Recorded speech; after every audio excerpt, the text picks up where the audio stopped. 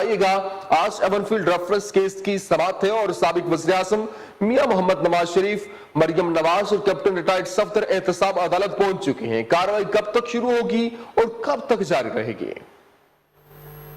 اس وقت میاں محمد نواز شریف، مریم نواز اور کیپٹن ریٹائرڈ صفدر احتساب عدالت پہنچ چکے ہیں۔ 9:30 بجے کیس کی کارروائی کا آغاز ہوگا اور آج تیسرا دن ہے تقریباً ایونفیلڈ ریفرنس کو۔ آج بھی جو پراسیکیوشن نیب کے وکیل ہیں وہ آج اپنی اجرا جاری رکھیں گے باقاعدہ طور پر، کیونکہ کل بھی اس پہ تقریباً 2 روز تک جو ہے مسلسل جو ہے وہ اجرا جاری رکھی گئی تھی۔ تو ابھی تھوڑی دیر بعد جو ہے اس کیس کی سماعت ہونے جا رہی ہے۔ میاں محمد نواز شریف جو ہے وہ عدالت پہنچے ہیں اور ابھی جو ان کے ساتھ دیگر لوگ ہیں وہ بھی وہاں پہنچے ہیں اور احتساب عدالت کے جج محمد بشیر آج اس کیس کی سماعت کر رہے ہیں۔ کل مریم نواز اور کیپٹن ریٹائرڈ صفدر نہیں پیش ہوئے تھے اور انہوں نے باقاعدہ استثناء کی درخواستیں دی گئی تھی جو کہ منظور کی گئی تھی، لیکن آج میاں محمد نواز شریف کے ساتھ ساتھ مریم نواز اور کیپٹن ریٹائرڈ صفدر بھی عدالت پیش ہو رہے ہیں اور باقاعدہ طور پر جو اس کیس کی کارروائی کا آغاز کیا جائے گا۔ نیب کے ڈپٹی پراسیکیوٹر سردار مظفر آج بھی اپنے دلائل جاری رکھیں گے۔ 2 دن سے وہ مسلسل دلائل جاری رکھے ہوئے ہیں اور یہ کیس بھی آخری مراحل کی طرف گامزن ہے۔